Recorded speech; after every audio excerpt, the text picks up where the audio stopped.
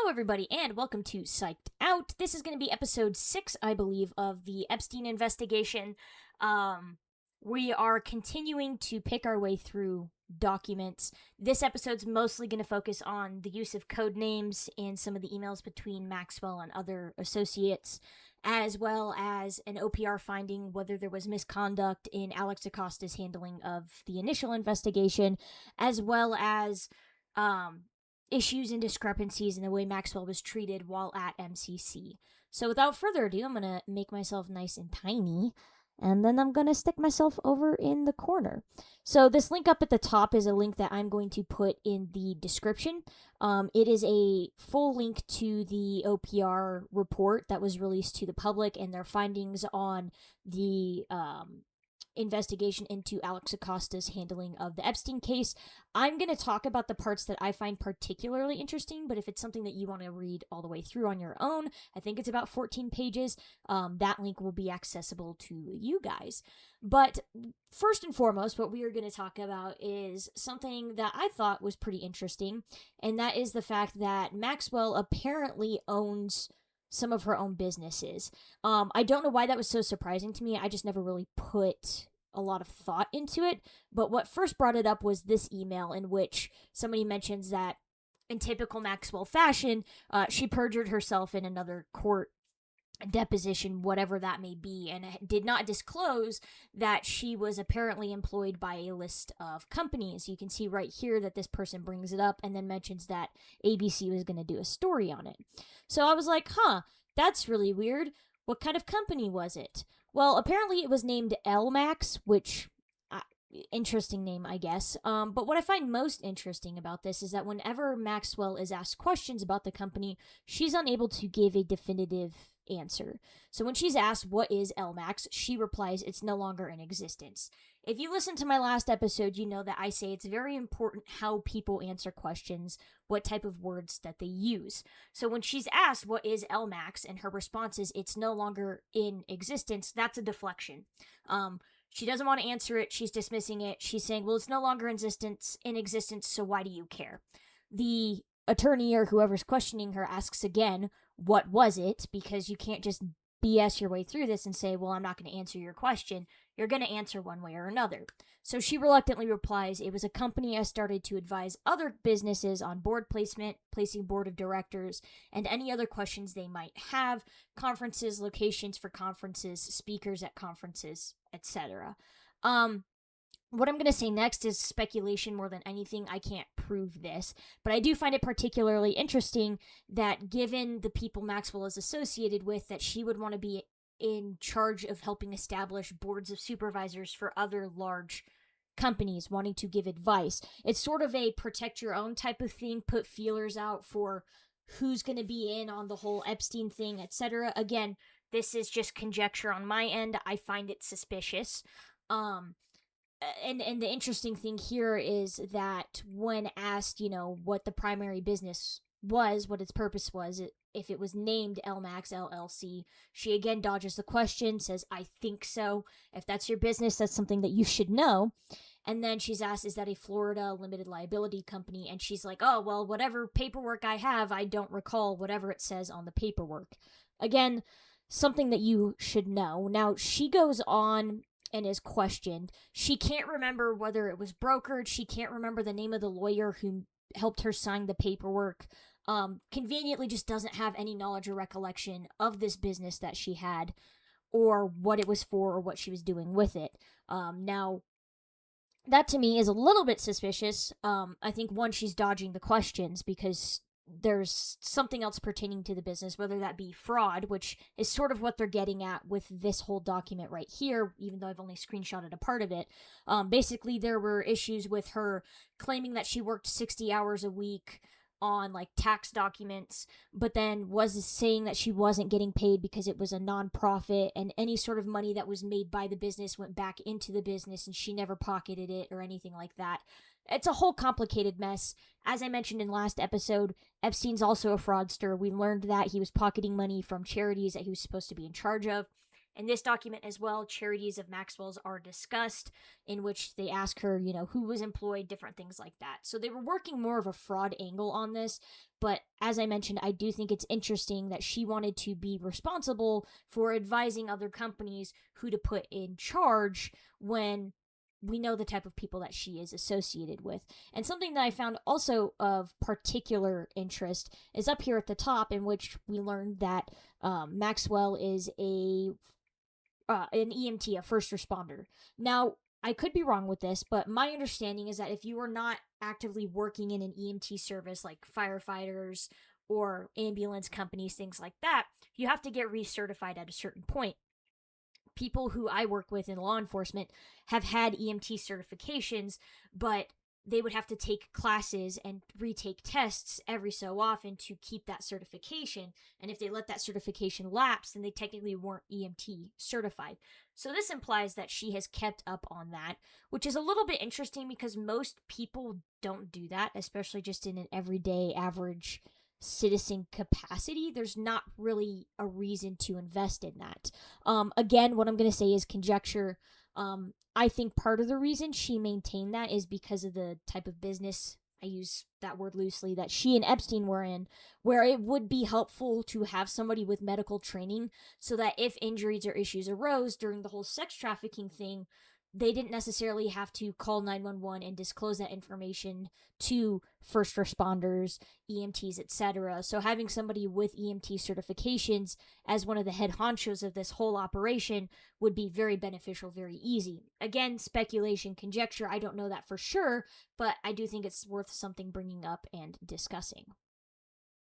Next, we have part of the NPA, which is the non-prosecutorial agreement. As I mentioned last episode, I actually learned that the agreement only applied in the state of Florida.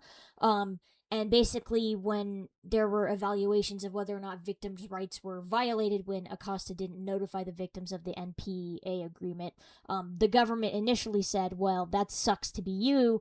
You can still go press charges in, like, New Jersey if you were victimized in New Jersey. And I had pointed out that some people were only victimized in Florida, so they didn't really have another option to go out of state and seek justification and justice in other states. That wasn't an option for them.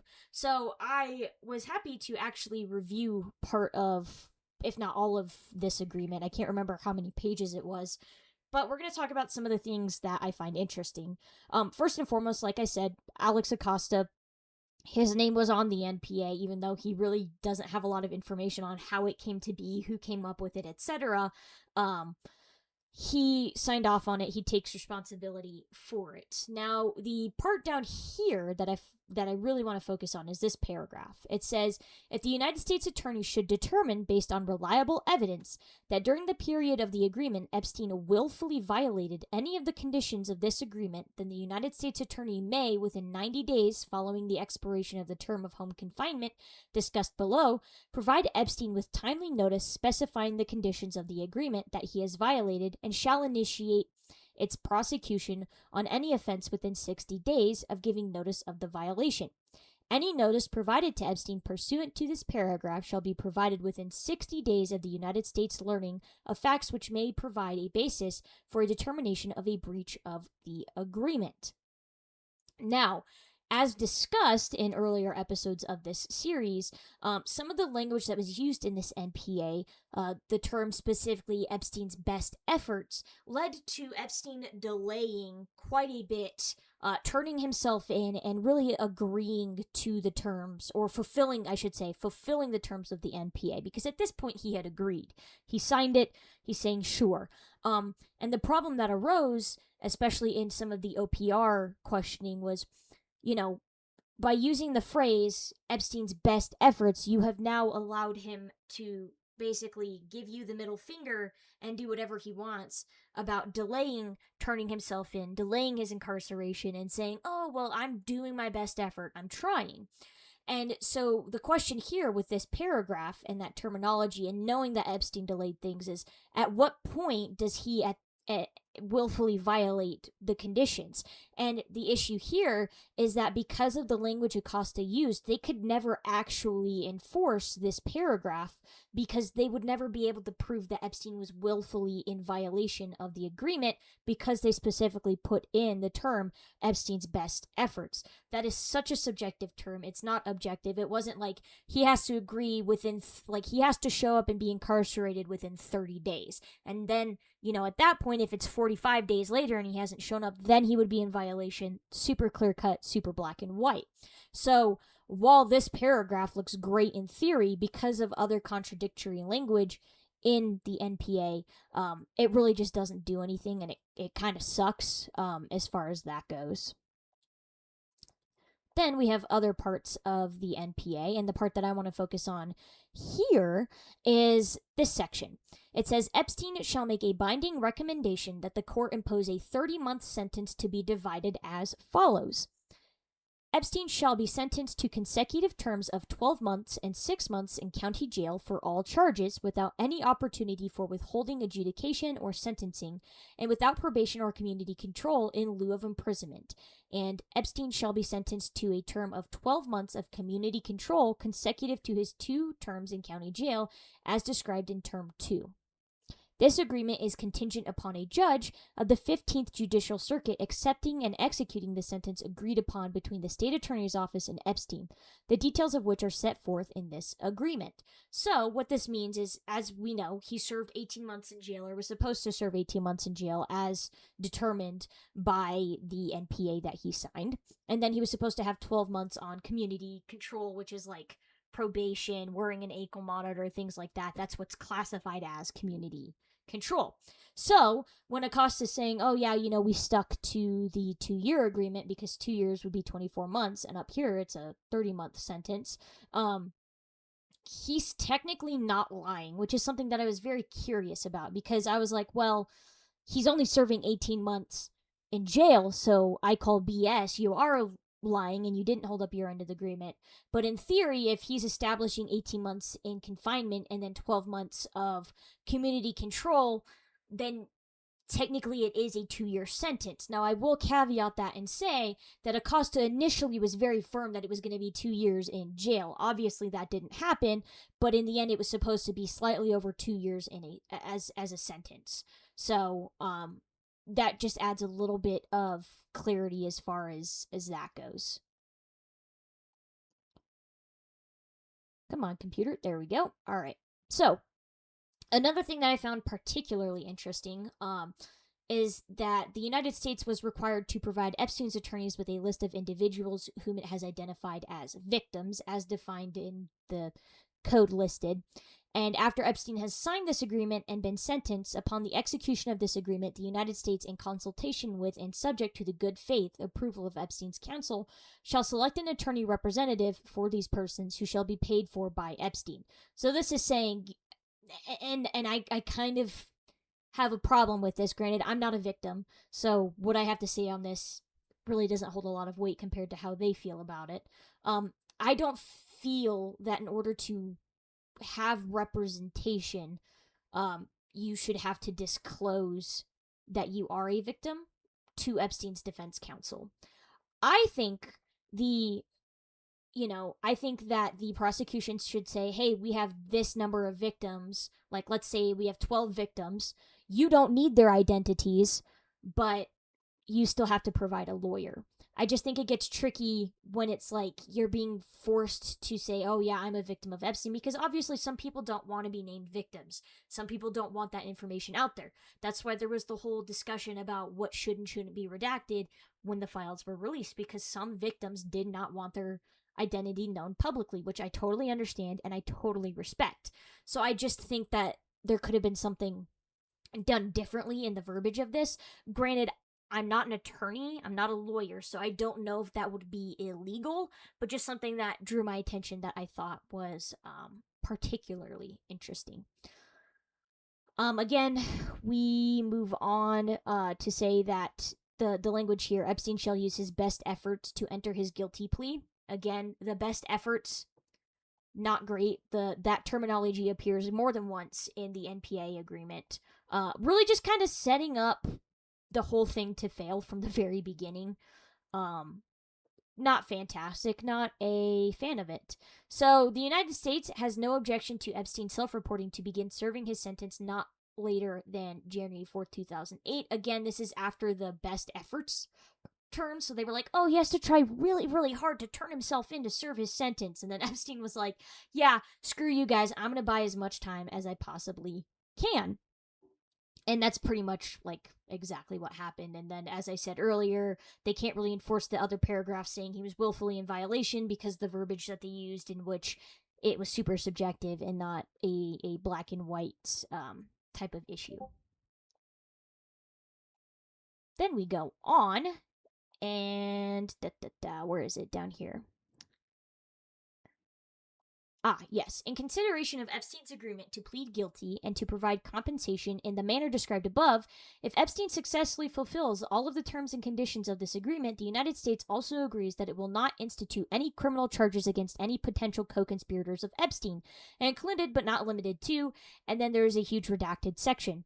So this was the immunity issue that was discussed.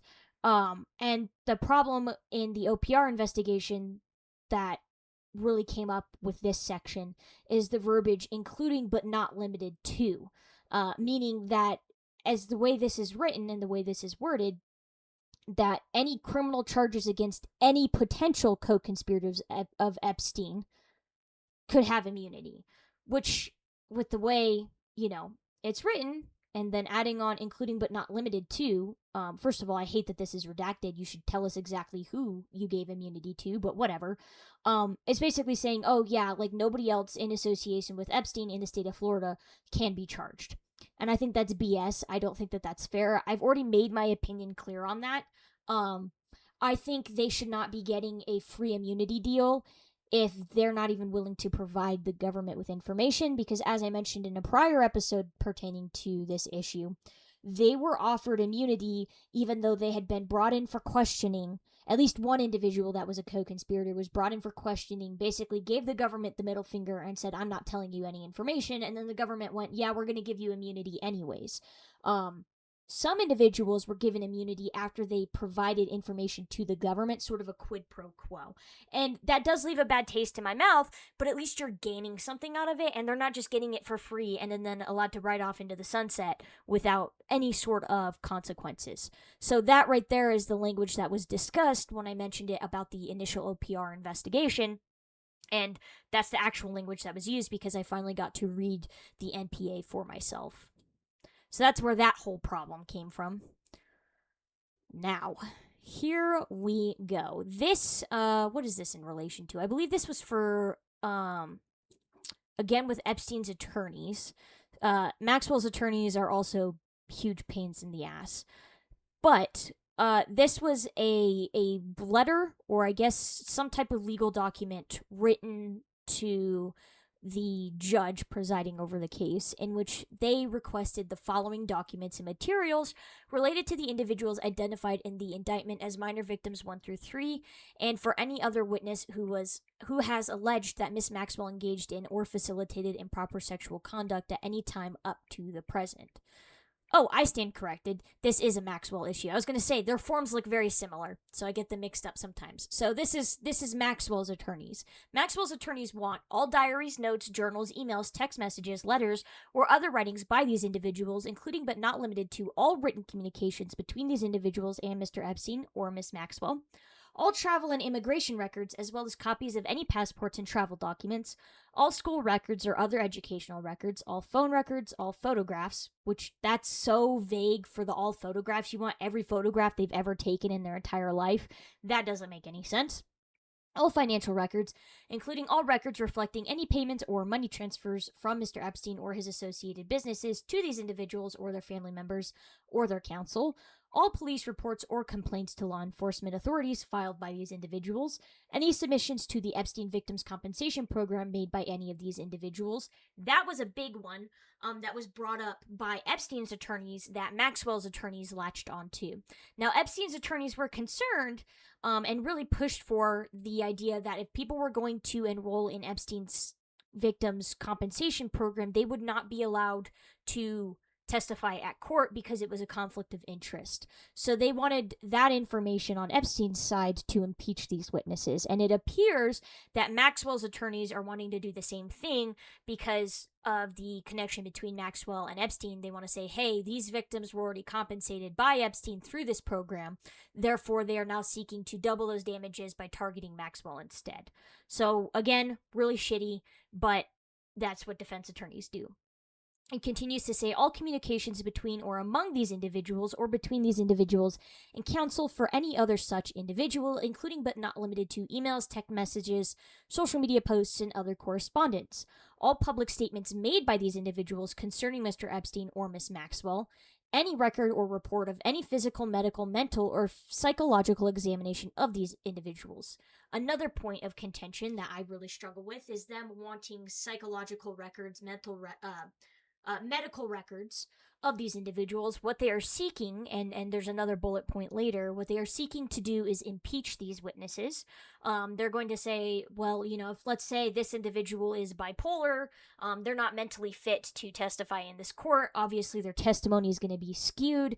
They're not trustworthy. You can't believe what they have to say. Then with medical records, if it's oh, well, I had X, Y, and Z happen to me after Epstein and Maxwell assaulted me, they can say, oh, no, that's not accurate because your medical records reflect this, X, Y, and Z. So they're trying to get information that's going to impeach witnesses. It goes on to say, any record, report, or other document reflecting the use or abuse of alcohol or any legal or illegal drug, including marijuana. So again, they're trying to impeach these witnesses, specifically that they said minor victims 1 through 3. As mentioned previously, there were some victims who, based on their circumstances, where they were living, what their parents were doing, did use substances and did actively abuse substances. What that does and what attorneys try to do with this is say, well, they're less of a victim because let's say they're addicted to meth or they're addicted to cocaine. They're used to high-risk lifestyles. You shouldn't feel bad for them. They're more mature than what, they're trying to lead you to believe.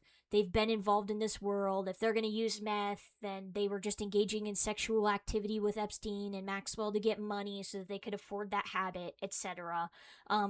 They really want to besmirch and basically run a smear campaign on the victims. And we see this actually a lot if you've been around the block with true crime. This happens a lot in like murder trials where, let's say the victim was a prostitute. A lot of times defense attorneys, and I don't agree with this tactic at all, I think it's a dick move, will be like, oh, well, she was a prostitute. She slept with 8 guys a day or whatever, and she made X amount of money. She knew what she was doing. It's not his fault that X, Y, and Z happened. And they really just try to undermine the personhood and the humanity of the victim.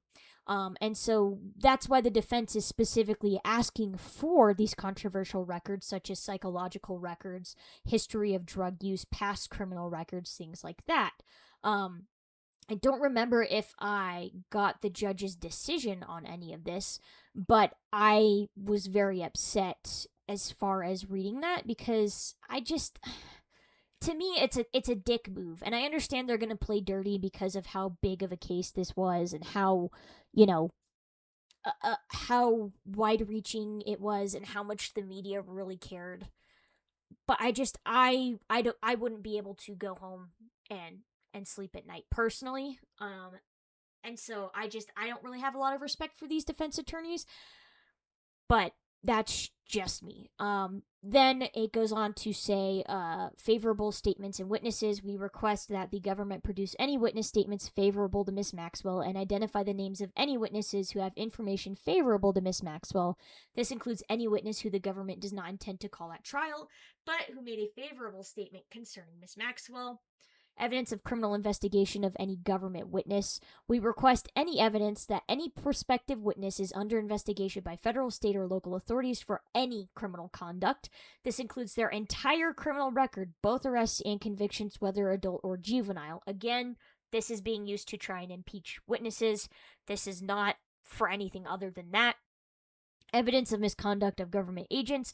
We request information about any allegation of misconduct of any government agents or attorneys involved in any investigation into Mr. Epstein and Ms. Maxwell. Impeachment evidence. We request any evidence that may be used to impeach a prospective government witness. So they're not even, they're burying the lead, but they're at the bottom. They specifically say, like, oh, well, this is exactly what we're doing. And in case we haven't covered it in all of the other bullshit that we've said, by the way, give us all the information that's going to make the government witnesses look stupid. Here is when I first clued into the fact that I was in some sort of email account, not personally in an email account, but that I had moved on from some of those court documents, because it says 35 looks 27. Whoa, 35 looks 27, sexy and lots of fun. I combined 27 and sexy. 25 sexy, half Asian, big breasts, bartender, wild. 23 huge breasts, very wild, want to come to the hotel room. 25 very pretty, wants to leave Sweden, works for Elle magazine. Please advise if you want me to pre-set up any appointments with the girls, time and place. I don't know who this came from. This is legitimately all the document was. Obviously, things are redacted. But then it took me to another data set, which I found particularly interesting because, lo and behold, G Max, code name for Ghislaine Maxwell. They really didn't try to hide her, if we're being honest. But the context of this email is, Philip just emailed me your contact info. When we are all back in New York, the plan is to do a dinner. We'll have the slutty Spanish girl, which will be nicely counterbalanced by the cool, poised Swedish type. Let me know when you next go to Europe, as I do have some interesting and fun friends that you could hook up with. Hopefully we will meet again soon. Ghislaine. And what I think that email refers to is, back in this one, the, Swedish girl wants to leave Sweden, works for Elle magazine, and then somewhere else there's probably a reference to a Hispanic girl, but I think that those are tied together. This was to doug.band@gsa.gov. I'm not entirely sure who that is. That looks like a government email, so I don't know why a government official would be receiving an email like this from Maxwell, but Lord knows. Then we get to, quote, the invisible man to Ghislaine Maxwell. Subject, summer camp. I am up here at Balmoral summer camp for the royal family. Oh, the royal family, you say? Okay, hang on to that information. Activities take place all day, and I am totally exhausted at the end of each day. The girls are completely shattered, and I will have to give them an early night today, as it is getting tiring splitting them up all the time. How's LA? Have you found me some new inappropriate friends? Let me know when you are coming over, as I am free from 25th of August until 2nd of September, and want to go somewhere hot and sunny with some fun people before having to put my nose firmly to the grindstone for the fall. Any ideas gratefully received. See ya, AXXX. Okay, so let's talk about this stupid-ass code name, the Invisible Man, and this email. So this email is very important. I believe it's the specific one, because this email was associated in call logs with Epstein under the Duke of York. And if you recall, the Duke of York is Prince Andrew, or should I say former Prince Andrew, because he is an asinine piece of shit. And then down here, see ya, A. I mean, come on. A for Andrew. It's really not that subtle. Also, the summer camp for the royal family. Really? Come on. So I'm pretty sure that the Invisible Man stands for Andrew. Now, the interesting thing here is the use of a code name, to say the Invisible Man, and then give so many hints in the actual email that you're sending about who you really are. What that says to me is a couple of things. One, lack of intelligence. This guy's stupid as shit. And then number two, this is a game to them. They think this is funny that they have code names. Oh, I'm the Invisible Man. Ha ha, nudge nudge, wink wink. Like, they legitimately don't think that they're ever gonna get caught. That's why they're being as candid as they are in the emails. And then they're like, oh, I'll come up with a code name. I'll be the Invisible Man.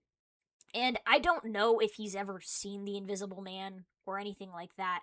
For those who don't know, that movie centers on a woman who escapes an abusive relationship, who is then consequently stalked by this former lover, because he's a scientist and he turned himself into an invisible man to continue to terrorize her. Now, the parallels there I don't think really needed to be expanded upon, because it's pretty obvious in how the situation with Prince Andrew and Epstein and Maxwell and everybody victimized would be also associated with the Invisible Man.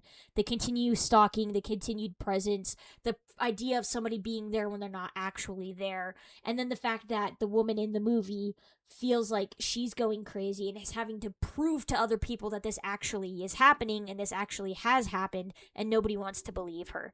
I don't know if he knew that when coming up with this code name. Probably not, but I do think it's a little bit of a weird coincidence.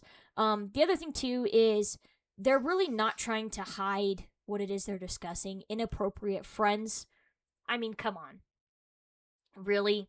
The other thing that we need to talk about, too, is, like I say, the way people write, the way people respond, it tells you things you need to know.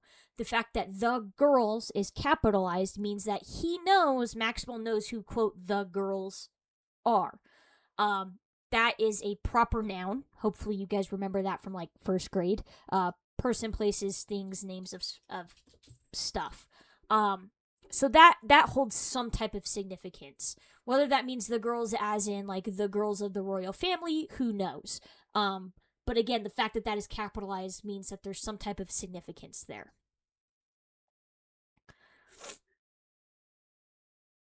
Then come on, computer. Ooh, there we go. Then we have another set of emails. The one I really want to focus on is at the top. Again, this is from the Invisible Man to G Max. Again, G Max is really not that big of a code name for Maxwell.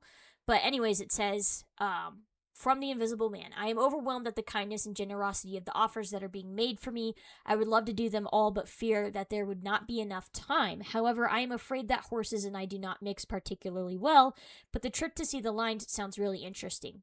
I'm just going to pause there because I think it's hilarious that Prince Andrew is scared shitless of horses. I think that's fantastic. As far as food is concerned, I am very easy and will fit in with whatever he plans, and I don't mind what time it is at all. As for girls, well, I leave that entirely to you and Juan Esteban. I am going to have more time after tomorrow to know what will happen and when in Peru, so I will be in touch again on Friday. Masses of love, AXXX. Again, firm believer that this is Prince Andrew. Another reference to for girls, except this is not capitalized, which means this is not something that is important. This is not some sort of proper noun situation. Now, who's Juan Esteban? Great question. I had to Google that because I had no idea, but apparently he is associated with, like, really big business people. He himself is a big businessman, specifically in Peru, so it makes sense that he's talking about arranging trips to Peru with Andrew. Basically, what Juan Esteban says is that there are several things they can do on Sunday depending on what he feels like doing. Very, very pointed not to use a name.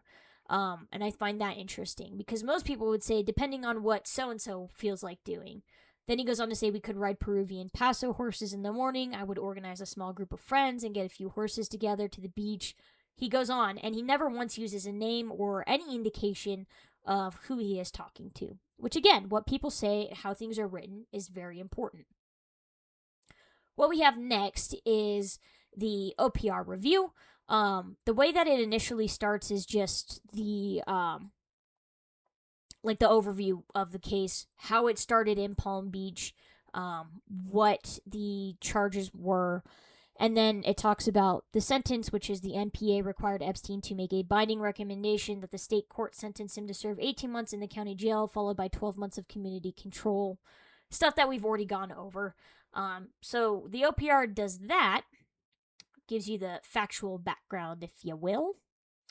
I believe this is still part of the factual background as well. Then we carry on, and what we have here is that on July 7th, 2008, a victim identified only as Jane Doe filed in federal court in the Southern District of Florida an emergency petition alleging that the government violated the Crime Victims' Rights Act. CVRA is something that we've talked about before.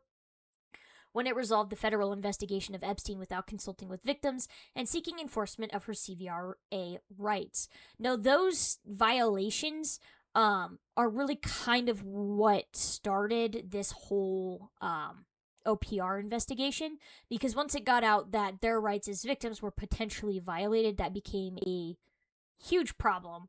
And then more people went to court, more victims went to court and said, hey, this wasn't okay, the same thing happened to me, which is what led the OPR to step in. The OPR says that it considered specifically two issues. Number one being the negotiation, execution, and implementation of the NPA, as well as the district court's conclusion that the USAO violated the CVRA. So that's kind of what their entire reason for investigating Acosta and other U.S. attorneys was for. That's documents that we talked about, grand jury things, way early on in like episode 1, 2, and 3. So why am I talking about the OPR findings? Well, that's because they released a report that basically said, here's what we found. So in regards to the NPA, they determined that Acosta did not commit what they consider professional misconduct when it comes to the development, negotiation, and approval of the NPA. Under OPR's framework, professional misconduct requires a finding that a subject attorney intentionally or recklessly violated a clear and unambiguous standard governing the conduct at issue. So that's their basis for how they would determine whether or not there was misconduct. What they basically say at first is that Acosta was acting in the appropriate interest. He was acting on behalf of the government. He wasn't trying to make mistakes. He wasn't trying to swindle anybody out of anything.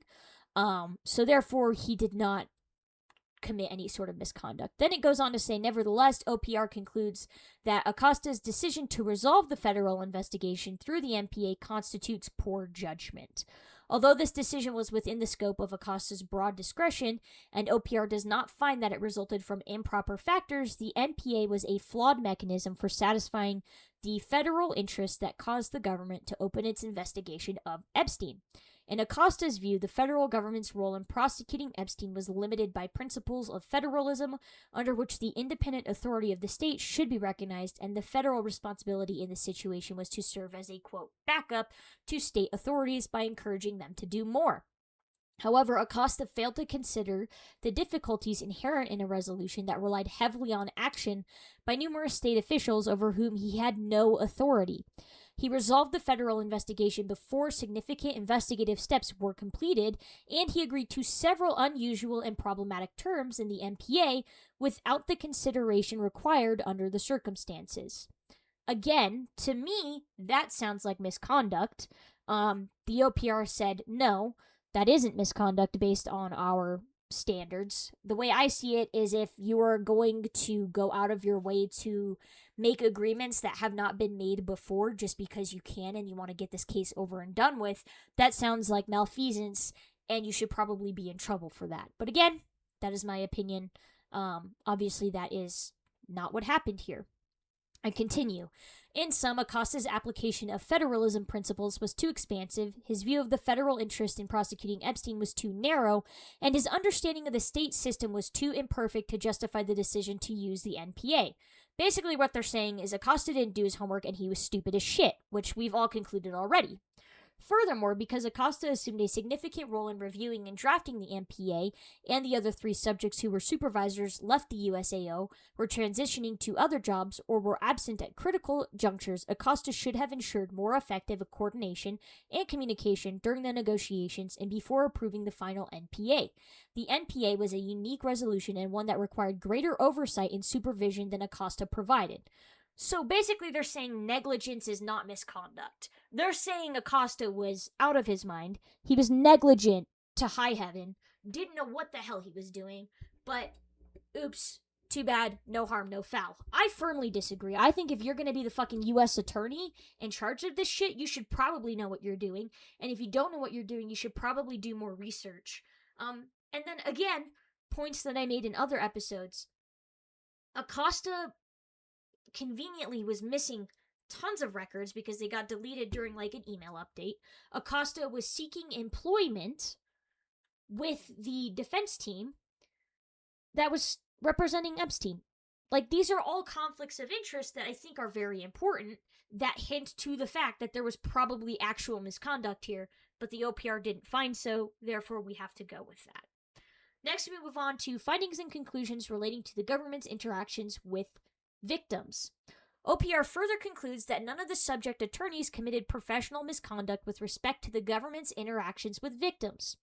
The subjects did not have a clear and unambiguous duty under the CVRA to consult with victims before entering into the MPA because the USAO resolved the Epstein investigation without a federal criminal charge. Basically, what they said is because Epstein wasn't formally charged with anything, the victims technically didn't have a right to be notified, which I think is absolute and utter bullshit. It should have been, they're basically saying, like, yeah, well, it would have been the right thing to do, and it's kind of implied that you should do that. The language wasn't black and white enough that people can get in trouble because they didn't do it, which is great. In addition, OPR did not find evidence that the lack of consultation was for the purpose of silencing victims. Cool. That may not have been the purpose, but that's what happened. So I think that should have been taken into consideration a little more heavily than what they are saying, in my opinion. Then we go on and we find that, nonetheless, the lack of consultation was part of a series of government interactions with victims that ultimately led to public and court condemnation of the government's treatment of the victims, reflected poorly on the department as a whole, and is contradictory to the department's mission to minimize the frustration and confusion that victims of a crime endure. OPR determined that none of the subjects were responsible for communications sent to certain victims after the MPA was signed that described the case as, quote, under investigation, and that failed to inform them of the NPA. So one of the big issues is that victims said, well, we were being told that the investigation was still underway, so therefore nothing final was going to happen. Come to find out, the person sending these emails to the victims was from the FBI, and they had basically just copy and pasted a standard email without changing things to say, hey, there's an NPA that's going to happen, the case is going to be closed, which completely misled the victims to think, oh, well, nothing's going to happen yet, there's still stuff being done. Obviously, that's not what happened. And so basically they were misled due to a lack of communication, and I just, basically what the OPR found was that the miscommunication between multiple departments, while not misconduct, was like an, oh no, we messed up, sorry, we can't fix it now, but yeah, you should have been treated better.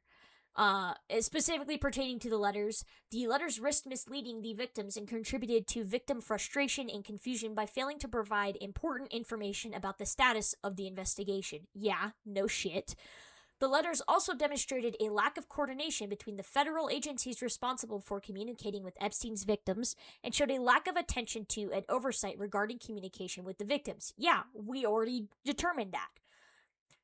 So, basically, the government says, yeah, we messed up, we didn't do what we were supposed to do. While it wasn't illegal, we're really sorry that it happened, and we won't do it again. And that's pretty much it. And I think, yeah, they're taking accountability to a certain extent, which is important, but realistically, it doesn't do anything for the victims who got screwed over so bad in the first place. So, like, this mentality of, oh, well, I guess we messed up, no harm, no foul, is really bothersome, and I despise it.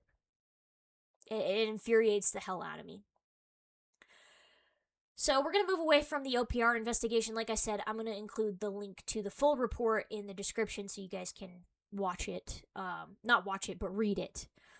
Here we have something that I thought was pretty interesting because of the bullet points here. So basically these attorneys were reaching out on behalf of some victims, basically saying that there was additional information pertaining to their client that they wanted to disclose, and that, if possible, the government was more than capable of re-interviewing the victim if necessary. So, accurate that Jeffrey Epstein lured blank to Paris and to Florida with offer of employment. So, again, we have something where it's not just in the U.S., we're talking about Paris. Accurate that blank left and did not want to deal with Jeffrey Epstein again. Jeffrey Epstein and another woman named blank kept reaching out to her. Jeffrey Epstein offered to help. Blank took up offer, and Jeffrey Epstein bought a ticket for blank to travel to New York and let her stay in blank. So Jeffrey Epstein said, in essence, blank owed so-and-so, and blank felt obligated to agree to additional trips. Another trip to Florida and Virgin Islands, sexual abuse in both. Then there's a big, long, redacted line. Blank also went to Jeffrey Epstein's Paris apartment. When Blank was already in Paris, she talked about a dental issue Blank had. Jeffrey Epstein had Blank arrange dentist appointments for Blank and flew Blank to New York for dental appointments. Appointments were right around the time when Jeffrey Epstein was arrested. Blank interacted with Blank around that time. Jeffrey Epstein would ask Blank to find girls for him, and Jeffrey Epstein asked Blank to meet with a young 18 or 19-year-old girl for coffee in Russia. So again, we're like way out of the country. We're in Russia at this point. Blank did so, but does not recall her name, just told Jeffrey Epstein that the girl seemed fine. So I want to keep this as a reminder that, yeah, there was a lot of stuff that happened in New York and Florida in particular, and the Virgin Islands, but this went way beyond that. We know that stuff happened in London. We know that stuff now happened in France, in Paris, and stuff possibly happened in freaking Russia. So this is more of a global issue than I think people realize. A lot of this has been watered down to specifically just the US, and I want to remind people that that's not the case. There's a lot of references to issues that happen outside of the United States, which is why other governments are getting as involved as they are. Which I'm grateful for, because clearly the US has decided that they're only going to do so much, and that's if the public really twists their arm. So having the UK government, which recently arrested Prince Andrew to search his residences, having like the French government get involved, all of that is super important, because if our country's not going to freaking do it, somebody else might as well. And this is partially why they're getting involved the way that they are, is because there are issues that happened outside of the US. This is not a US exclusive issue. It also highlights the extensive power that Epstein and Maxwell had and the connections that they had. This here is an email. I don't know who it's to, but I thought it was really interesting to read and see how Epstein types and what I think it says about him. Yesterday was emblematic of what appears to be an impossible situation. I told you I had a guest coming that I had looked forward to meeting for years. I told you the time he was to come. You refused to tell me if you had confirmed your flying, and if so, the time you were to fly and or return. Though I have asked repeatedly not to be served restaurant food, you asked me only about menus for lunch. You left without asking or even saying goodbye. You had a great flying day with my great pilot that I arranged for you. I introduced you to him in a way that you asked. You refused to tell me when you were to return. You did not ask if you could help serve lunch. Could you cook anything? Soup for lunch. Could you help with my guest? You focused on blank, blank, and blank. You came home and made a fuss calling her a effing cunt, stamping around the house. All you did was give me a hard time. I suggested you ask her or me any questions that was on your mind. You refused, saying we both would lie. Then there's a bunch of redactions. Then you tell me blank could see it right away. I did not attack you for something blank could see, but when blank makes the same comment about your behavior, you view it solely as my doing. You have only been here only 3 days. You have broken your promise every day except my birthday, which I did have a great day. Thank you. I did not lose my temper. I did not sleep. / this is very, very unfair. You focus on not wanting a record without proposing an alternative solution. It is sad / I will send blank home. I had intended her staying until Wednesday. As I told you last night, solely in response to your actions, I already canceled blank. I am very unhappy with this situation. I really tried. Then there is a response that says, for the record, this email is again your skewed recollection of events, many of which are exaggerated or inaccurate, not reality. You had told me repeatedly you didn't need me until 5. I asked endlessly if I could help in the morning, and when I returned, I came many times and offered you and your guest refreshments, food made blank dinner. What is exaggerated or inaccurate? You and I see things different. Okay, enough. So the way Epstein writes is in a very juvenile way, and honestly, it reads as somebody who has a very low education level. Which makes me question how he was ever as successful as he was, other than the fact that it was fraud and things like that. But what this email tells me is he's probably talking about a girl that he hired. Maybe some jealousy issues here. But he's basically bitching and whining because, oh, you didn't do everything that I wanted you to do. Oh, you talked about restaurant food. I don't want restaurant food. Throwing in a tantrum the way that a toddler would. Granted, this is a grown-ass man. This is somebody who's in his 40s, maybe even his 50s at this point in time, discussing things like he's had the biggest slight imaginable. So him being like, oh, well, you just didn't do X, Y, and Z the way that I wanted is so petulant. It is so stupid. And it really leads me to believe that, as is common with sexual offenders, they cannot interact properly with people that are their own age because they don't know how to talk to people. They don't know how to properly interact with people. If this email reflects the way that he talks to people, what his personality is, I would never want anything to do with him. I wouldn't be able to hold an intelligent conversation with him. And the fact that the person replying to him, who I presume, again, I don't know this for sure, is one of the girls he victimized, who's writing more intelligently than him, leads me to believe that this dude could not effectively communicate with people. Which, again, baffles me because how was he able to do everything that he was? And how was he able to get as successful as he was when he can't write a freaking email in a coherent way? He has multiple typos. He can't even... right here, he has three typos in one sentence. He doesn't use periods. If he does use periods, he's got 2 or 3 of them in a row. Like, this is one of the most illiterate things that I have ever seen in my entire life. I don't know if he was writing this email with text-to-speech, because that's the only way that makes sense to me. This is just a reflection of somebody who is not as educated as they want you to think, in my humble opinion. In fact, one of the most shocking things is that Epstein originally started like his real-world adult life professional career as a freaking math teacher. I don't know how you can teach anybody anything when this is how you communicate with people. He's literally talking and acting like a freaking high schooler. It's infuriating to read. Absolutely appalling. All right. Well, this is not going to load, is it? Please load. So, another email. Subject, DAG meeting overview materials. Sorry, my eye is itchy. Gotta itch. All right.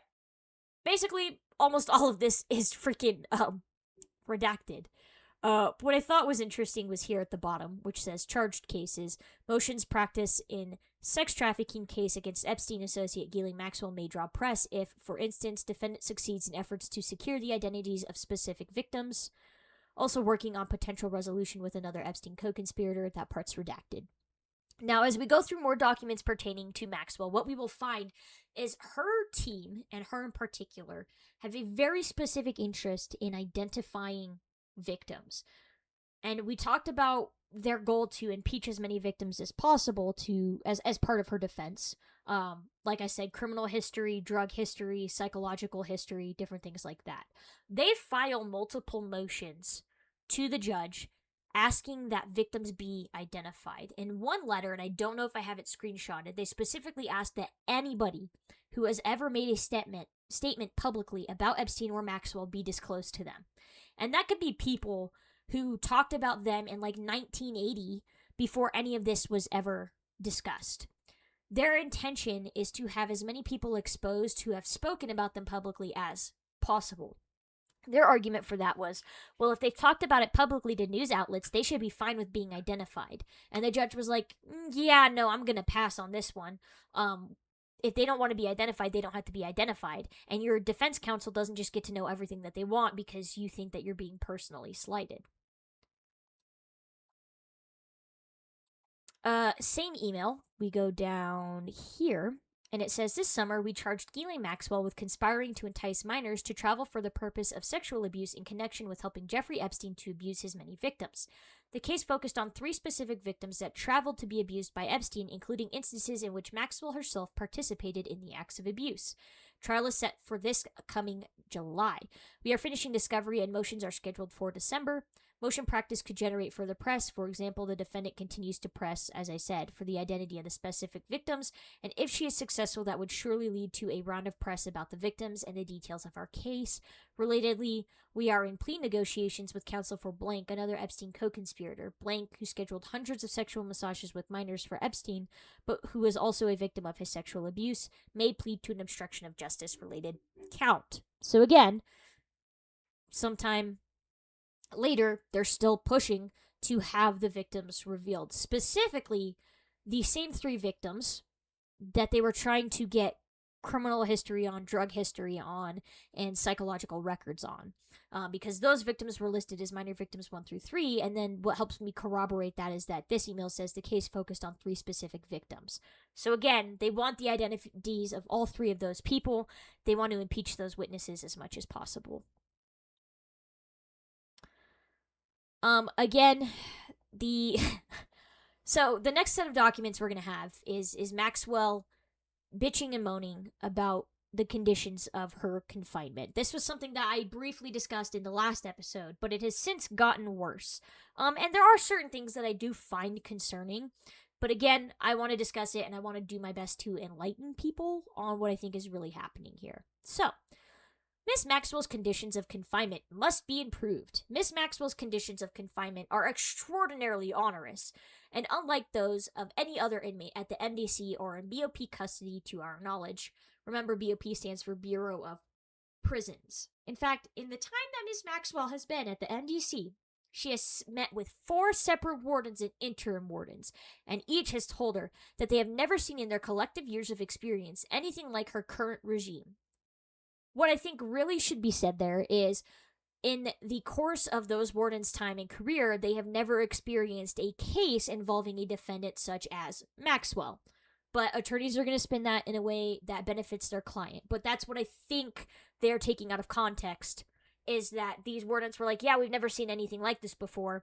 We've never had a defendant like Maxwell in this prison. We've never had to make these choices and decisions before. And the defense said, aha, we've got them. They said that nothing like this has ever been done before. And it's like, well, yeah, it hasn't been done before because there hasn't been a case this size before. The defense continues on. We have written to the current warden twice in the last 3 weeks, on August 28, 2020 and September 9th of 2020, making specific requests to improve the conditions of her confinement, but have received no response. Accordingly, we now ask the government to intercede with the BOP to make the following improvements. Living conditions, surveillance, and searches. Let's see if I have that. Yep. Despite being housed on an entire floor by herself, Miss Maxwell is forced to sleep and spend half of her time in a confined space, ominously referred to as the, quote, isolation cell, end quote, which is roughly 7 by 9 feet. Listen, I'm sorry, but this is freaking jail and prison, dude. Also, isolation cells are for numerous different types of people. People get put in isolation cells all the freaking time. Granted, juvy's different than adult jail and prison, but we also had isolation cells if kids were on was called administrative. It was administrative something. I can't remember what it was. But basically, if they fought somebody, they would spend time in a cell alone. We're not allowed to interact with other individuals because it was a safety concern. The same can be said for Maxwell, where people think, oh, she's going to get jumped and people are going to want to beat her up because she's a sex offender, and sex offenders are not liked in adult or juvenile detention centers. While she is inside the isolation cell, Miss Maxwell is constantly watched by 2 to 3 prison guards and has 2 cameras trained on her every second, one in the ceiling and a supplemental handheld camera that is usually positioned only about 4 feet away from her, probably because they don't want her to kill herself the way that Epstein did. She gets very little sleep as she is woken up by flashing lights, loud discussions among the guards, and adjustments of the supplemental camera. That's because she's used to a life of luxury where she doesn't have to deal with this shit, dude. The kids in juvie adapted to that shit almost overnight. They slept like freaking rocks. Half the time you couldn't even get them to get up. She's just being a whiny adult. Miss Maxwell is effectively being kept in solitary confinement. Yeah, that's what an isolation cell is. She has now been housed alone for over 80 days and treated as if she were on suicide watch, even though she is not and has never been suicidal. Moreover, she is being treated like a laboratory rat, with her every movement being recorded by the prison guards every 15 minutes. Fun fact. The general population is also always under constant recording and supervision and surveillance, and people are constantly doing rounds like every 15 minutes. Like, everybody in a prison and everybody in a jail is constantly being recorded and constantly being observed. That's how it works. So yeah, that's probably an accurate statement. And every 15 minutes, guards are supposed to like do their rounds and make sure that everybody's alive and not dead, which is why Epstein died in the first place, because those guys didn't do what they were supposed to be doing. Miss Maxwell is supposed to be allowed out of the isolation cell from 7 a.m. to 8 p.m. each day and taken to a separate rec room on the same floor where a desktop computer and a shower are located so that she can review the discovery and maintain her personal hygiene. You mean to tell me she gets an entire rec room to herself that other people don't get to have? And this is a bad thing? Do you know how many people would love to have an entire rec yard and shower without being in community fucking showers, dude? This isn't like a poor me pity party. That's actually a gift. People in prison would kill for that shit. However, she is frequently picked up late and returned to the isolation cell early. For example, this past Friday, September 18th, 2020, Miss Maxwell had an in-person council visit that was supposed to begin at 11 a.m. Miss Maxwell was not picked up from the isolation cell until after 8 a.m. and was not delivered to the visiting room until approximately 45 minutes after the meeting was supposed to begin. When Miss Maxwell finally arrived, she then needed to be strip searched before the meeting could begin, which meant that the visit was cut short by almost an hour. Okay, so fun fact, she's not the only person being detained here. Sometimes shit happens where, like, you can't really abide by the schedules that people want, because let's just say Joe Schmo just shanked Jim Bob Billy 8 times in the rib cage, and that there was a lockdown and people had to go over there and do stuff. As far as I'm concerned, her meeting can wait. This was something that happened all the time in juvie. If kids got into a fight just before visitation, the whole facility would lock down and visitation would be cut short for those individuals. Is it fair? No. But also, you are not the only person that is being detained in this facility, and there are other things going on outside of you as an individual. You're just being narcissistic and selfish. That is exactly what this reads as. This happened on one day, and all of a sudden you're writing this big long email throwing a hissy fit about it. I'm sorry she's not getting everything she wants, but she's in jail. You don't get to have everything that you want. Miss Maxwell is also searched more frequently and extensively than any other pretrial detainee of which we are aware. Each time Miss Maxwell is moved from the isolation cell, she is searched and her cell is searched, and she is often searched again when she arrives at the rec room, all of which takes up time she could be using to review the discovery. Then process is repeated when Miss Maxwell is brought back to the isolation cell. That's because you're not allowed to have things in the isolation cell. They want to make sure she's not going to kill herself.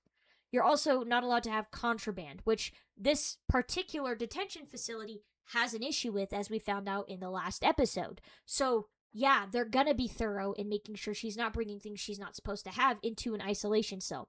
These are strict requirements for a reason. This isn't just a happy-go-lucky sunshine and rainbows time. People get searched all the time. In juvie, if there was even an idea that somebody had something they weren't supposed to have coming out of school, everybody was searched. If you were somebody who was known to pass notes, or there was an idea that you had some type of contraband on you, you would be searched. Your room would be searched multiple times a day. Like, whenever you weren't in the pod, your rooms were searched. That's just how it is. That's how it works. And if people are comfortable allowing that system to affect kids, then it's going to affect adults too. And she should be mature enough to handle that. But she's not, because she's a narcissistic, sociopathic piece of shit who cries every time something inconvenient happens to her because she is used to a life of luxury. Newsflash, Maxwell. Shit is going to get very real for you. The process is repeated, like I said. When Miss Maxwell is brought back to the isolation cell this past Friday, Miss Maxwell was searched at least 5 separate times and strip searched twice. Mind you, a search takes maybe 2 minutes. It's really not that big of a deal. What they have you do is they just whoop under your boobies.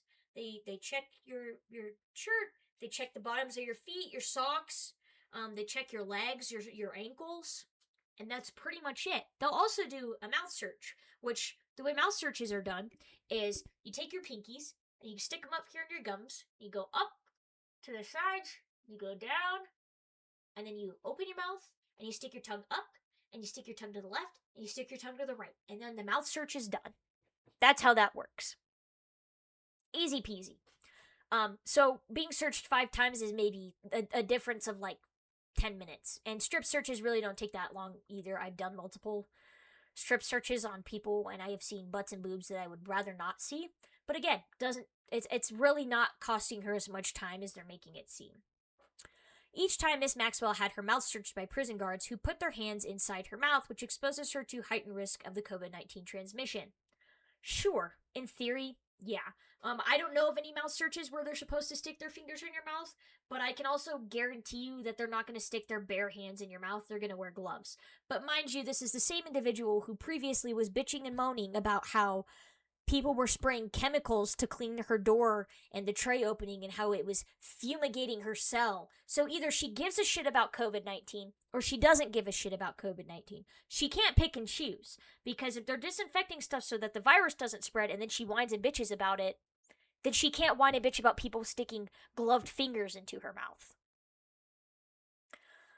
Given the disruption caused by moving Miss Maxwell each day, we do not see why Miss Maxwell could not be housed in the rec room where the computer and shower are located instead of the isolation cell.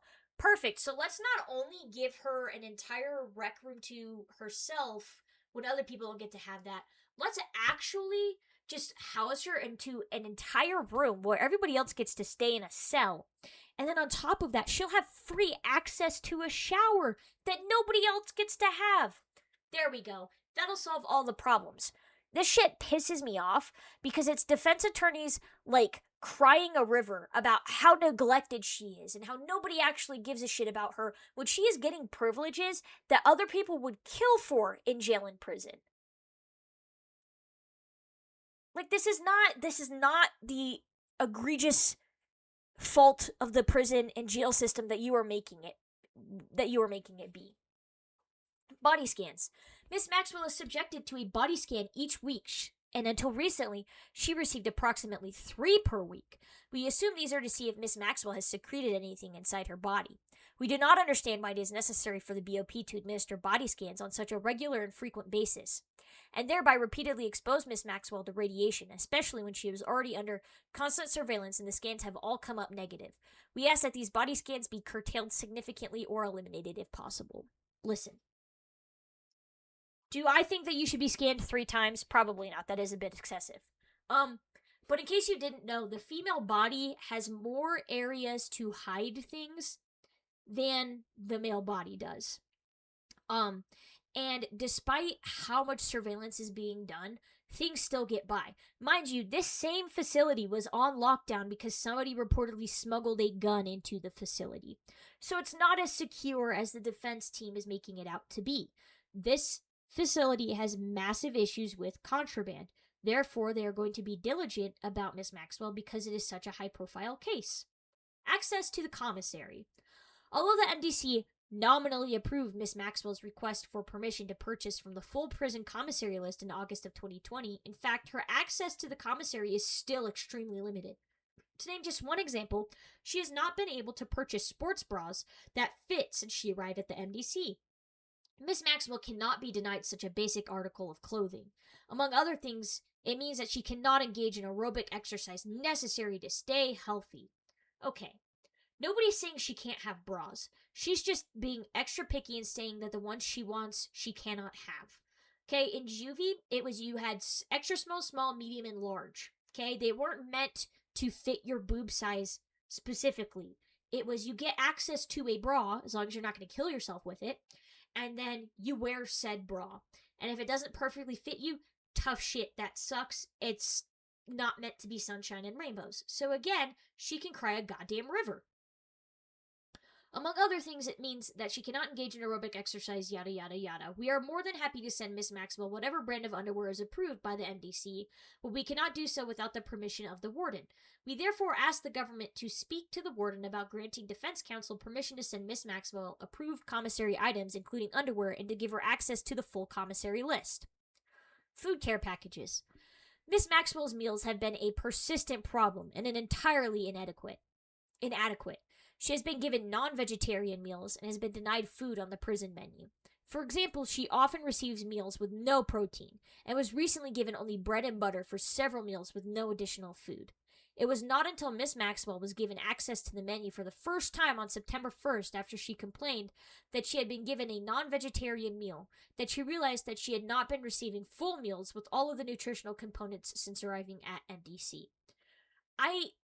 In juvie, it was you either eat the shit that we give you or you don't eat anything at all. And it was, you can have something different if you have a proven severe allergy to something, right?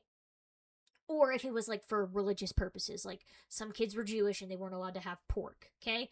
That makes sense. So her being vegetarian, fine. With those dietary restrictions, feed her meals that are vegetarian. But that also means that your protein options are going to be limited. So saying, oh, well, I'm vegetarian, but then you didn't feed me protein, they can't go and find exclusive vegetarian protein bullshit just for you, Maxwell. That's not how that works. So you either accept the vegetarian meals that they're giving you because they're accommodating your specific dietary requirements, or you shut the fuck up and you deal with it. I don't know why that is so hard. Also, you wouldn't be in this position if you weren't, I don't know, sex trafficking children. So, like, realistically, I don't feel bad for you. Moreover, she has often been given inedible foods such as frozen black bananas and has not been fed at all for long stretches of time. I don't agree with the freaking banana thing. I think that if that is accurate, that's unacceptable and repulsive. Then again, I don't know how accurate that is. People should be allowed to eat. I don't think that you should feed people frozen black bananas. Just saying. For example, this past weekend, she was not fed anything for a period of more than 20 hours from Saturday late afternoon until Sunday at midday. Again, if that's accurate, that's messed up, and I don't agree with that. Yeah, you know, she is a terrible person, but if you were going to operate as part of the justice system and part of the law, you need to not stoop to that level and screw people over who are bad people. You still need to be a good person.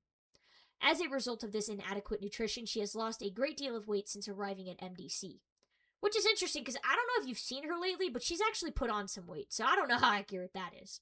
The MDC's response to this problem was to remove the scale from the rec room so that she can no longer weigh herself and keep track of how much weight she is losing. This is unconscionable. If that's true, that's a little bit funny. But again, they should be feeding her. Also, you would want her fed so that she can stand trial and do all the things that need to be done to hold her accountable. This lack of food also severely affects her ability to concentrate and review discovery to prepare her defense. We therefore ask the government to speak to the warden about ensuring that Miss Maxwell is given full access to the prison menu, and that she be given complete meals on a timely basis, and that her food is, at the very least, edible, and provides her with enough nutrition to stop her weight loss. We also ask that Miss Maxwell, like other detainees, be given permission to receive care packages of approved food items to supplement her diet. So, again, it's not uncommon for people to lose weight in jail and prison because this woman has had access to food whenever she wants it, however she wants it. She has had access to some of the highest dining restaurants imaginable. Like, this is gonna be a culture shock for her because she's not used to not getting what she wants, as you can tell by these emails and the fact that her defense counsel has messaged the government as much as it has. So she's gonna throw a hissy fit and she's gonna be bitchy about it and she's gonna cry until she gets what she wants because that has always freaking worked for her. She has been able to manipulate every system that she has been a part of. That is not going to change now that she is in jail or she is in prison. Non-delivery of mail and other items. Delivery of mail to Miss Maxwell has also been a problem. Miss Maxwell's friends and family members have mailed her numerous letters since she arrived at the MDC. However, as of yesterday, she has only received a handful of these letters, despite being correctly addressed. Several of these letters appear to have been rejected because they were written on colored paper, as opposed to white paper. Even this prohibition appears nowhere in the prison regulations. It took 6 weeks for those letters to be rejected, and even though these letters were all resent on white paper, only one of the 9 letters has been delivered to Miss Maxwell thus far. At the same time, Miss Maxwell has received hundreds of letters from people she does not know. We do not know why most of the letters that she cares about have not been delivered, while there seems to be no limit whatsoever on the number of letters she can receive from complete strangers. What I have to say to that is a couple of things. Number one, in juvie, kids were not allowed to have colored paper. They were not allowed to have newspaper because people can use those to give themselves prison tattoos. You can use it to make ink. You can use it to do all sorts of stuff. So it had to be on white paper. Number 2, your mail is gone through. Your mail is looked at. There are certain people that you are not allowed to receive mail from. So it very well may be that her relatives are sending letters, but they're being rejected because she's not allowed to have contact with those people for whatever reason that may be, even if it pertains to the investigation. It may be that material included in the letters was deemed inappropriate, unsafe, or unnecessary to be passed on to her. Therefore, the letters were rejected.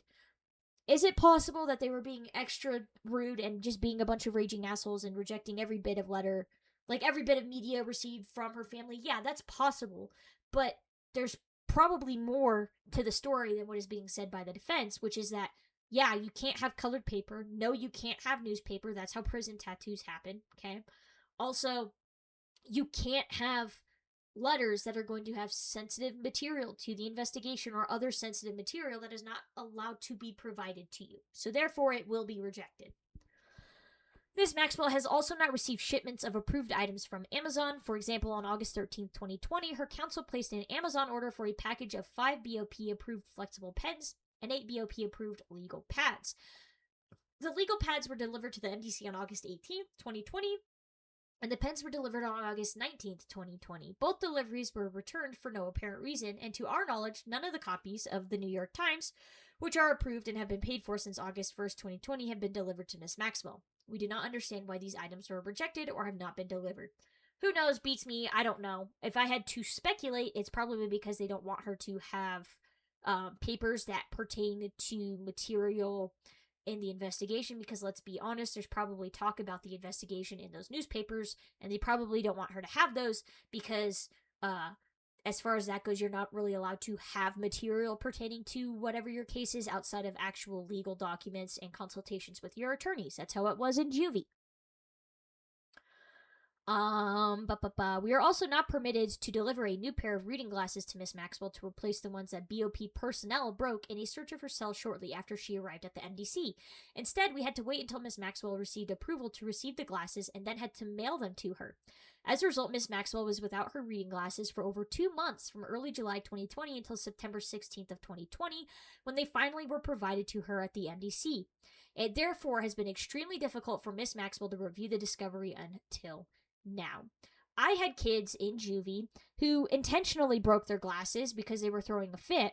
And yeah, they did not get access to glasses until they had an eye doctor appointment, until all of these other steps were done, because it's a detention center. You don't just get to have whatever you want when you want to have it. Those glasses were mailed, those glasses were checked, and then they were provided to the juvenile who needed the glasses. If this is procedure that kids can understand, that kids are participating in, this should not be this big of an issue for a grown-ass adult.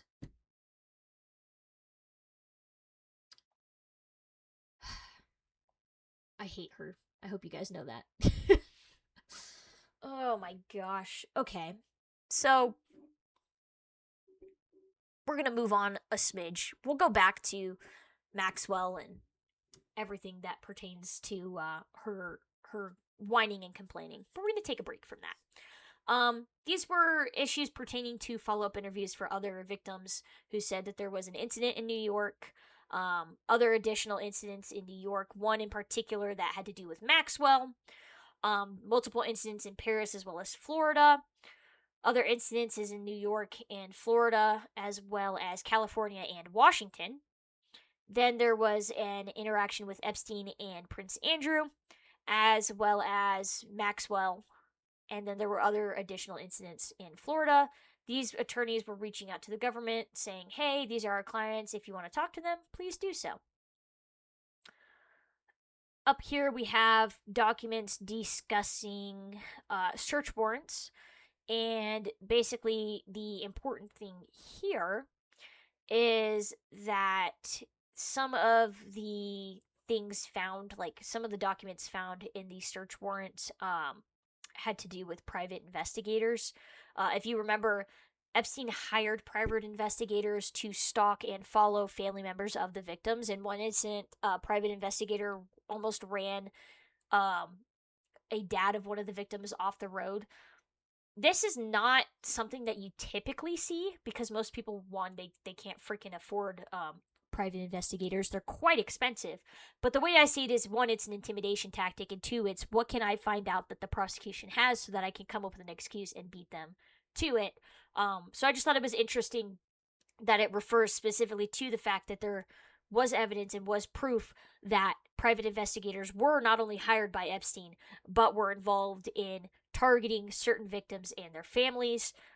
Again, if I can corroborate things that I say and I find within these files, I'm going to do it because I want to be as honest as I can. So, again, something very interesting. Then we have more of Maxwell's BS. Now, this one, I'll read it first and then I'll give you my opinion on it.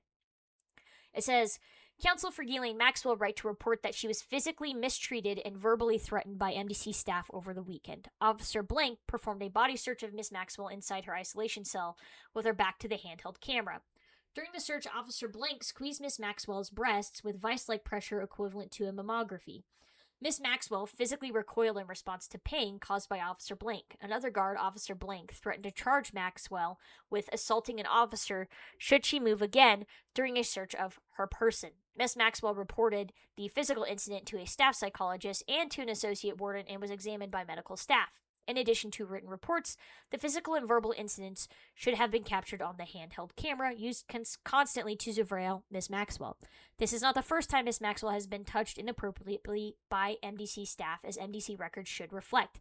Counsel for Miss Maxwell make this report to put the MDC on notice. Should Miss Maxwell be further assaulted and threatened, we will file an official complaint with the Attorney General's office and notify the court. This will further blemish the BOP's reputation, already tarnished by negligence resulting in the death of Jeffrey Epstein. The restrictive conditions of Miss Maxwell's detention in the MDC correlate directly to the Epstein debacle in the MCC, making unprovoked rough treatment of Miss Maxwell baffling. Be further advised, should Miss Maxwell face any retaliation as a result of this email, this too will be promptly reported. First and foremost, I want to say, if she actually was sexually assaulted by staff members at the MDC, fuck those guys. Again, just because she is an awful, evil person, you cannot stoop to that level. You don't get to be a sexual assaulter as well and go, oh, well, it was justified because she did it to other people. That's not how this works, okay? So if you did do that, that's fucked up. However, the cynic in me understands why that may happen, because it's like, oh, well, there's a specific incident where Maxwell started groping and massaging the breasts of a minor. She didn't care what she was doing to that child at the time, but she cares when it happens to her. So that is frustrating. That is infuriating. So I understand why people may think, oh, it's fine that they groped her and they assaulted her. It's not. It's not okay. Point blank, period. No ifs, ands, or buts. We cannot excuse this behavior for anybody, even people who are like, oh, well, they're just getting back at her for what she did. That's not okay. One thing that I do want to point out, though, is that a contingent statement is not threatening, okay? When I take reports for threats, people will say, oh, well, this guy said that if I took one step closer, he was going to punch me in the face. That's called a contingent and conditional statement, okay? That is not a threat. That's a, hey, if you do this, I'm going to do this. If you don't do that action, no problem. What the officer said was, if you do this again, you will be charged with assaulting an officer. That is a conditional statement. That is not a threat. That is a, hey, if you do this, then X, Y, and Z will happen. And it's no different than saying, hey, if you don't put your hands behind your back, I'm going to punch you in the face. This shit happens all the time. It's not a threat. It's not what they're making it out to be. Like, it's stupid. And if I had to guess, and again, this is a guess, I don't know. She probably wasn't happy about having to do the search. She probably got upset. She probably got a little mouthy. She probably started arguing about it. And they were like, well, this is what's happening, okay? Now, that's not to discredit that she may have been assaulted. Like I said, if that did happen, that is messed up and I don't agree with it and I condemn that wholeheartedly. Because again, this prison system, this jail system, doesn't exactly have the highest and best reputation as far as that goes. But Maxwell's not done yet because there's more that goes on. Counsel for Ghislaine Maxwell learned that she has been issued a disciplinary charge. Please provide a copy of the incident report. Members of the same team who physically mistreated and threatened Miss Maxwell on Sunday now claim that she is not tidy. The basis of the charge is unclear because Miss Maxwell has not deviated from her routine of the past 7 months, but the fact that it comes after Miss Maxwell and counsel made complaints about staff is concerning, disturbing, and questionable. The policy of rotating in staff from other institutions has contributed to lack of consistency and clarity in the management of Miss Maxwell. One team tells her one thing, which is then contradicted by another team. One team tells her she can't keep books in her locker. Another team tells her to put books in her locker. One team tells her to keep a set of clothes in her isolation cell. Another team faults her for doing so. Miss Maxwell's request for guidance is met with a terse response to read the A&O handbook. Again, not something I can really speak to because I don't know what their policies would be as far as that goes, so I can't give my opinion on it. Miss Maxwell cannot ask other inmates for help and is at the mercy of guards who appear to delight in their power over her. The present team was particularly harsh during a previous rotation and seem to have increased their contempt for Miss Maxwell. Miss Maxwell and counsel are concerned for her safety while in the custody of the present team. In lieu of an opportunity for Miss Maxwell to be moved to another unit, and the only likelihood that she would be transferred to the MCC as a result of Epstein's death while BOP was, quote, asleep on the watch, a little bit funny, I'm not going to lie, we are requesting that the present team be removed from guarding Miss Maxwell. Issues still remain concerning Miss Maxwell's meals. She still is not receiving items on the menu. Yesterday, she received the same meal for lunch and dinner. Tuesday morning, she was given an edible black and rotting banana. Over the weekend, she was given bologna, despite being on a non-flesh diet, which is interesting because I would just say that she's vegetarian, but whatever. The guard informed her that the meat had not been refrigerated and recommended that she not eat it. The MDC's inability to provide proper nutrition is reoccurring and problematic. The problems keep escalating, giving rise to the belief that Miss Maxwell is being targeted and victimized. I urge you to address and correct these problems. The failure to do so will result in a request for court intervention. This email seems probably like the most reasonable and tame one that there is. Again, if those are issues that are happening, they need to be addressed. But we're not done yet. We have more. MDC Legal continues to provide inaccurate information contrary to the information provided to you as recited in your email of 12/29. MDC Legal Counsel confirmed that no staff member has ever directed Ms. Maxwell to remain in a particular location within her isolation cell. They confirmed that staff understand that no such discretions should be given. Last evening, 12/29, Ms. Maxwell was instructed by guards not to stand on either corner of her isolation cell, not to stand to the left or right of the toilet and sink, and not to stand within 2.5 feet of the door to the cell. She was told that if she did not comply with this directive, she would receive a disciplinary sanction. In addition, she is not receiving food designated on the menu. I'm not going to read about the food anymore because I think we've beat that horse enough. The interesting thing here is the do not stand within 2.5 feet of the door to the cell makes sense. Anytime you're opening a cell, anytime you're opening a door, you ask that individual, that detainee, that inmate, to step back. They're not allowed to stand close enough to the door that they could jump out and hurt somebody, that they could try to get away. Like, that's just common procedure. So that part, to me, does not really make sense. They don't want people standing at their door. In juvie, there was a policy that you weren't allowed to stand at your door and look out the little window for an extended period of time because it caused problems. As for her standing in the corners and then to the right of the toilet and sink, I don't understand that. There was a policy at juvie where you weren't allowed to stand on your toilet and you weren't allowed to stand on your sink. So I don't know if that's what they're talking about. Again, weird. There's also very much a chance that they are targeting her. Again, I don't agree with it, but people are going to do what they're going to do. Now, something that I find particularly interesting, if you remember how I said some of the things that she's bitching and moaning about are things that other people would kill for. Case in point, there was a judge, Judge Engelmeyer, that was writing on behalf of Rivera, who was another person charged with sexual exploitation of minors and sex trafficking in the same facility. And he was only getting 3 hours a day, 7 days a week to review discovery, whereas Maxwell was being given 13 hours a day, 7 days a week. So, compared to his 21 hours, she was receiving 91 hours. Mind you, this was 91 hours that she was allowed to spend in the rec room out of her cell. Then you have counsel visits, 3 hours per day, 5 days a week, 15 hours. For Rivera, it was 4 hours per week, plus an additional 2 hours scheduled through the federal defenders, which was 6 hours total. Again, time allowed out of her cell. So in comparison, she's allowed to have 106 hours out of her isolation cell, which she's complaining about spending time in.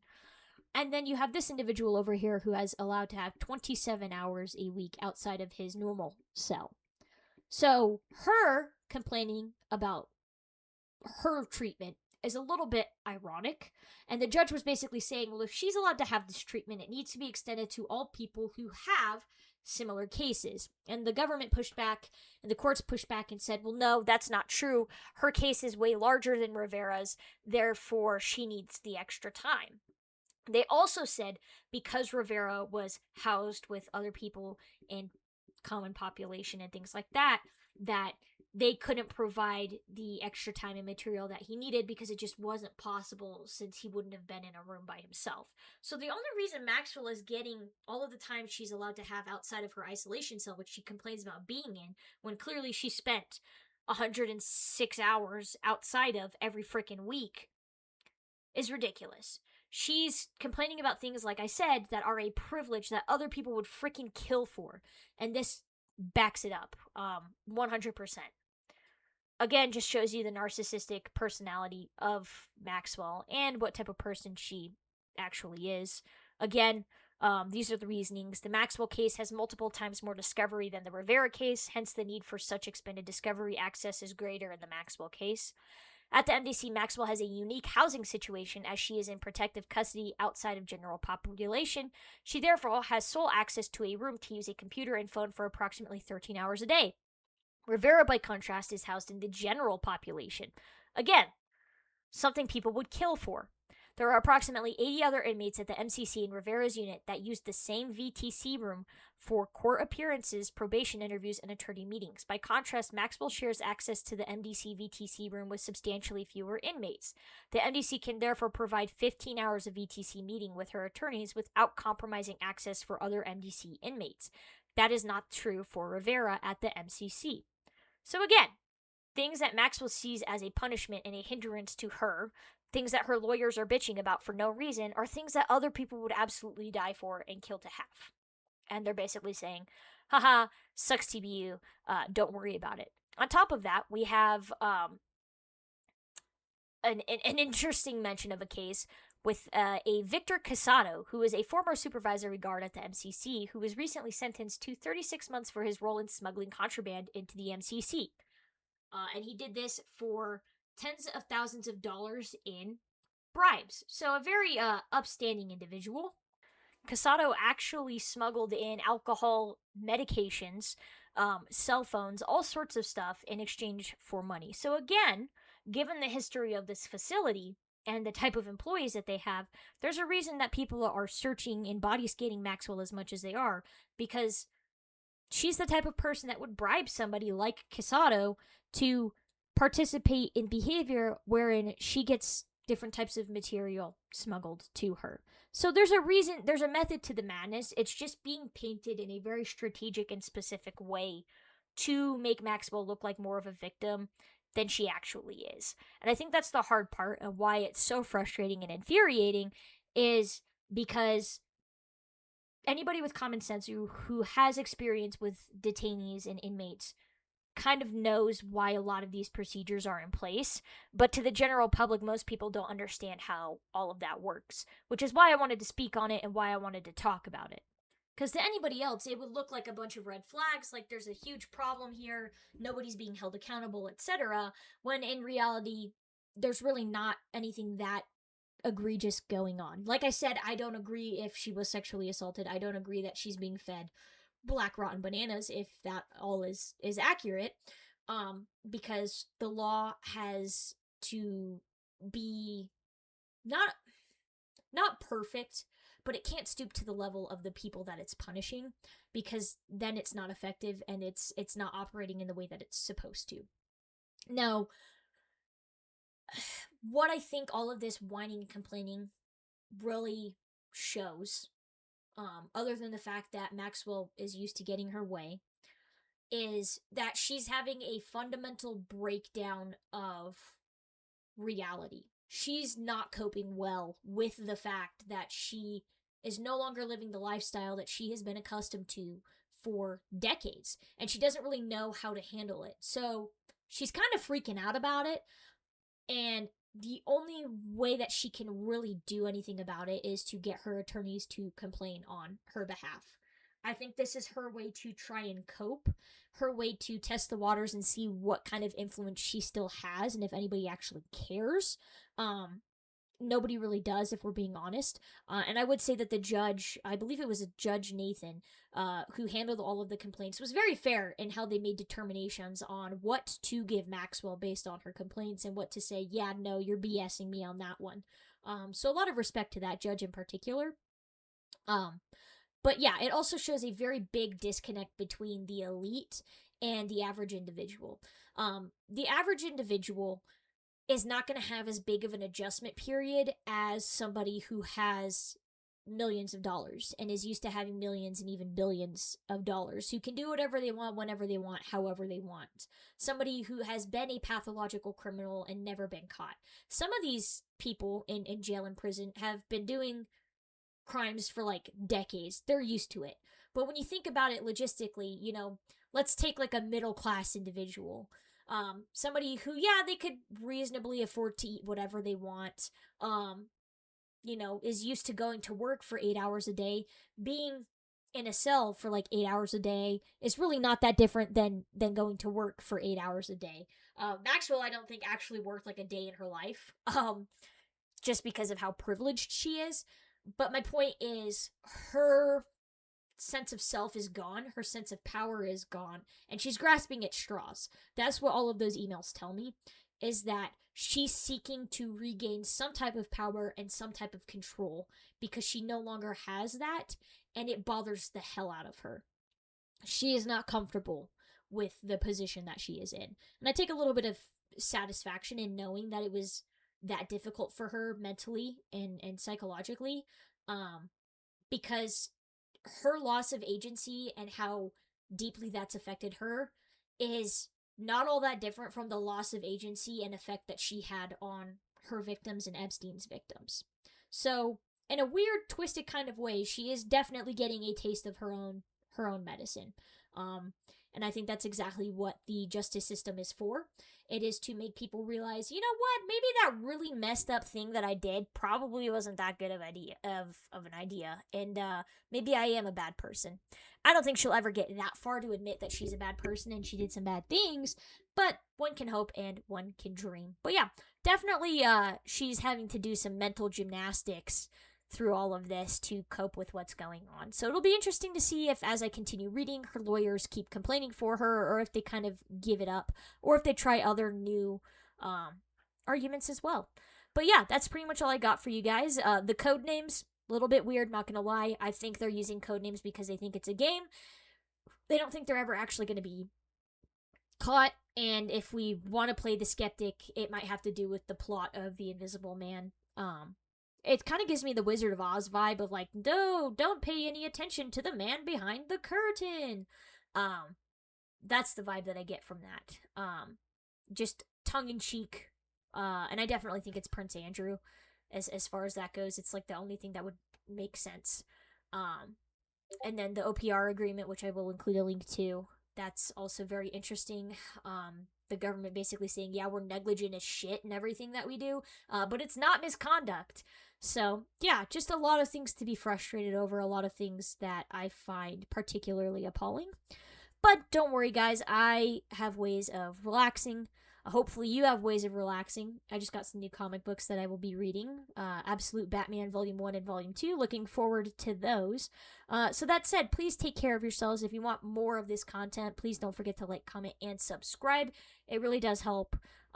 It means a lot to know that other people care about this too, and that we can talk about it and really continue to spread the word given everything crazy that is going on in the world right now, like the US bombing Iran and all that stuff. So stay safe out there, take care of each other, and as always, stay psyched out.